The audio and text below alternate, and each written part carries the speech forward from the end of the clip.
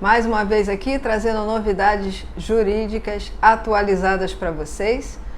Eu sou a doutora Denise Reis, advogada, com escritório constituído aqui na Zona Norte do Rio de Janeiro. E hoje nosso assunto será em direito do trabalho. E eu vou focar nosso assunto de hoje nos profissionais que estão trabalhando no sistema de home office, conhecido como teletrabalho. Então vamos lá!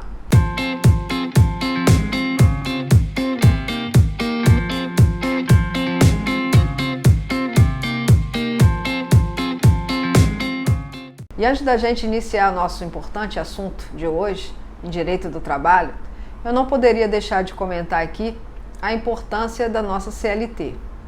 Então, bem antes da promulgação da CLT, pelo nosso Getúlio Vargas, há quase 80 anos atrás, haviam muitas leis esparsas em relação ao direito do trabalhador. Pois bem, muita gente entende, por causa disso, que a nossa CLT é uma lei muito arcaica, muito velha, antiga, e por isso não garante mais os direitos dos trabalhadores. Lê do engano. Embora ela seja antiga, ela tenha mais de 70 anos, quase 80 anos de existência, a nossa CLT, ela é uma consolidação das leis trabalhistas, mas ela vem acompanhando o modo com que a sociedade vive. Então há que se tomar cuidado com as alterações que a CLT sofre, porque se não for para melhorar o direito do trabalhador, também não pode servir para piorar, e principalmente para excluir direitos já conquistados pelos trabalhadores há muitos anos, há quase 80 anos, graças ao Getúlio Vargas. Vou fazer aqui um apanhado geral de algumas garantias que constam na nossa CLT, que sofreram alteração para melhorar ainda mais o direito do trabalhador. Eu vou relembrar aqui só algumas antes da gente entrar no nosso assunto de hoje, que é o teletrabalho, o trabalho em home office. Por exemplo, no artigo 58 da CLT, alterada pela Lei 10.243 de 2001, para fazer parte da sua jornada de trabalho, inclusive o horário que você está se deslocando até a sua empresa, até o seu local de trabalho. Então, se a empresa fornece um meio de transporte para você chegar até o trabalho, a partir do momento que você entra nesse transporte, seja uma van, seja o ônibus da empresa, já passa a constar aquela hora para a sua jornada de trabalho. Chama-se jornada itinerary, é o itinerário que você faz desde o momento que você entra no transporte da empresa até chegar lá, ele é somado na sua jornada de trabalho. Outra alteração também que sofreu a CLT foi no artigo 130, que fala das férias do trabalhador. É um decreto de 1977 que alterou esse artigo, o artigo 130, para que passasse a constar o período das férias. Porque antes desse momento não falava que o empregado ele tinha que tirar férias depois de 12 meses de trabalho, mas não falava quanto tempo que ele poderia dispor. Então veio uma melhora na CLT para que alterasse esse artigo 130 e passasse a incluir no texto que o trabalhador tem direito a 30 dias de férias. Outro artigo também muito importante foi alterado, o artigo 373. Foi introduzido o capítulo inteiro nesse artigo para tratar do direito especial do trabalho da mulher. Graças à Lei 9.799, de 99, esse artigo foi alterado, o artigo da CLT, que eu falei, 773, para incluir um capítulo inteiro com alterações e direitos garantidos para a mulher trabalhadora. Vou citar aqui alguns, mas um principal aspecto foi a proibição de revista íntima, quando a mulher entrava para o seu trabalho, né? Geralmente empresas, fábricas de tecido, enfim. Foi feita uma conquista enorme nesse sentido. Outra coisa também foi a licença maternidade. Outra conquista aí, trazida por essa lei. E que inclusive foi estendida em 2002 também para as mães de filhos adotivos. Também a proibição de pedir um atestado médico para a mulher quando ela fazia aquele processo admissional. A empresa exigia que a mulher apresentasse um atestado que ela não estava grávida.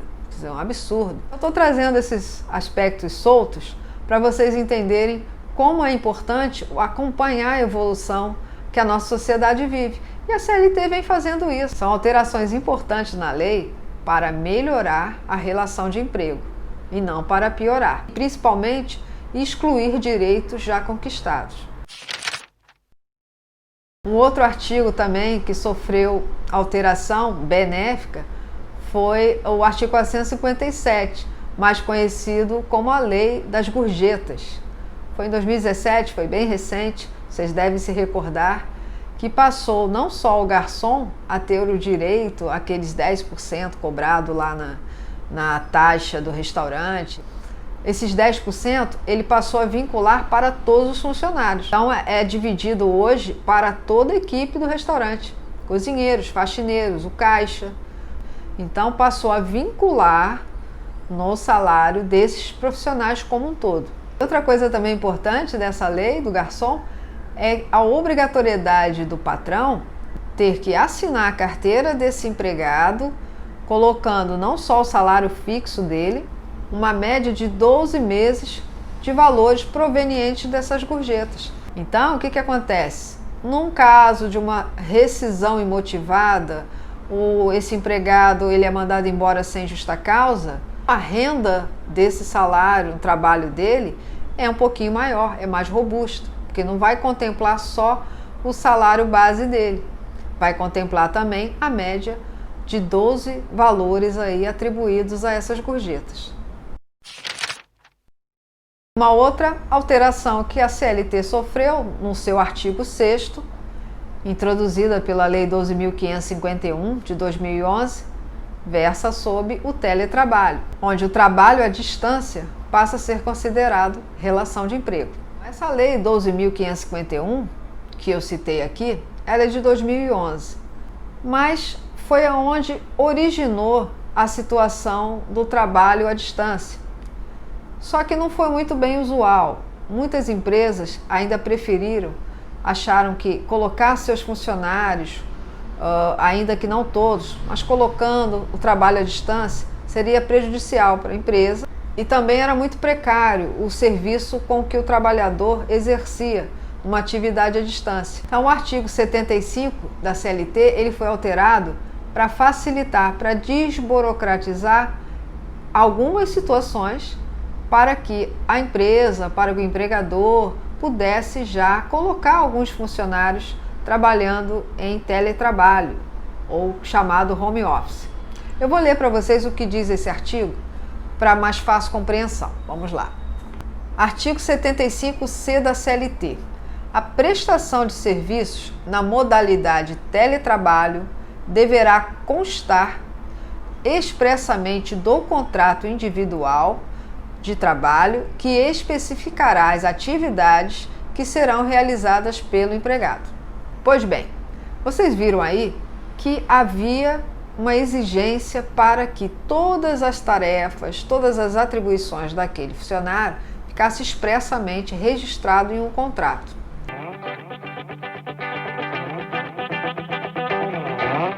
Mas com o início da pandemia, exigia uma urgência fora do comum, principalmente aqui no Brasil, porque a pandemia foi instaurada em março.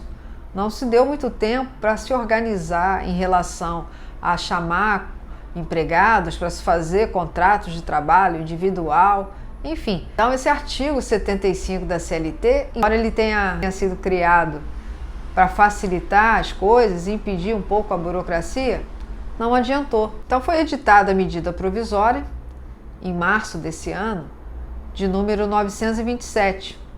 E essa medida provisória, ela veio especificar e desburocratizar ainda mais o artigo 75 da CLT, no que tange aos profissionais que estão no teletrabalho. A primeira coisa que essa medida provisória veio estabelecer foi que a mudança do regime de trabalho do profissional que seria colocado para trabalhar em home office pudesse ser alterada com uma simples comunicação, sem a necessidade daquele contrato expresso. Bastaria apenas que ele comunicasse que o regime de trabalho daquele funcionário seria modificado de presencial para o remoto. Que de quem é a obrigatoriedade do pagamento dessa infraestrutura daquele profissional que está trabalhando de casa? Para exercer as suas funções laborativas, o trabalhador precisa de uma infraestrutura mínima, como internet, como luz, até porque ele vai ficar à disposição da sua empresa naquele período de jornada de trabalho. A MP editada em março, a MP 927, ela não fala especificamente sobre isso.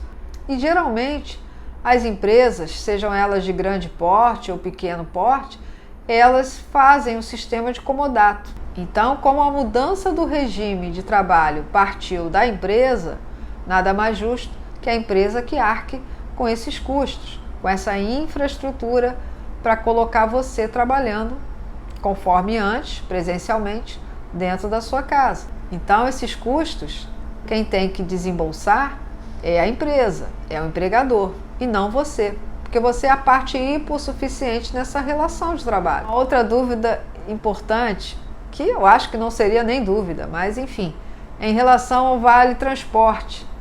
As pessoas me perguntam se tem direito ao Vale Transporte trabalhando de casa. Gente, eu acho que quanto a isso não precisa ter dúvida. Se você está trabalhando de casa, é óbvio que a empresa tem o direito de cancelar o seu Vale Transporte. Mas já para o benefício do Vale Refeição e do Vale Alimentação, há controvérsias. Eu vou explicar por quê. O Vale Refeição, ele continua sendo fornecido pela empresa se esse benefício foi proveniente de uma negociação coletiva. A mesma coisa é o Vale Alimentação. Uma dica que eu dou aqui agora para os empregadores é na situação das férias do trabalhador. O RH tem que ficar atento para conceder as férias com prioridade para as pessoas que estão funcionários do grupo de risco. Esses têm que ser colocados de férias em primeiro plano. Muitas outras situações no sistema de home office que foi mudado, por exemplo, a marcação de ponto também é um outro aspecto bastante preocupante, tanto para o patrão quanto para o empregado. As empresas têm como controlar isso de vários aspectos. Primeiro, ela controla a sua produtividade, que o mais importante não é trabalhar, é produzir. Então, se você está lá cumprindo sua jornada de trabalho, mas você não está produzindo, você não é um bom funcionário para a sua empresa. Concorda? Então, muitas vezes as empresas possuem softwares, equipamentos modernos que fazem esse controle, não só da sua jornada de trabalho, como também da sua produção. Por outro lado, você também tem como conferir as suas horas extras, porque se naquele determinado dia você excedeu as suas horas de trabalho, você faça as suas anotações, porque você tem que fazer o seu controle também. Cada profissional tem que fazer o seu controle à parte, para que você depois possa receber pelas horas extras trabalhadas. Então, a dica da doutora aqui em relação às horas extras: faça o seu controle à parte.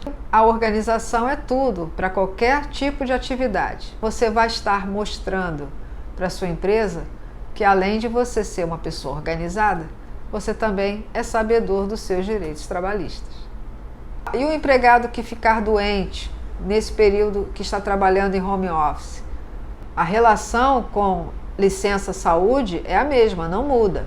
O que você tem que fazer é o seguinte: vai ter que procurar um médico e esse médico vai avaliar o seu estado clínico, a sua patologia, e vai fazer o atestado. Nesse atestado médico precisa constar que mesmo você em atividade de home office, você não pode ter nenhuma atividade laborativa. Automaticamente você tem que encaminhar esse atestado para o RH da sua empresa. Ficamos por aqui. Espero que vocês tenham gostado de mais esse assunto que eu abordei hoje em Direito do Trabalho. Se vocês ainda ficaram com alguma dúvida ou querem saber mais a respeito da CLT, da medida provisória 927 ou também do trabalho em home office, acesse o site do escritório. Eu vou colocar aqui no rodapé sua mensagem pelo aplicativo do WhatsApp do escritório, que eu vou respondendo vocês na medida do possível, tá bom? Pessoal, ficamos por aqui e até breve.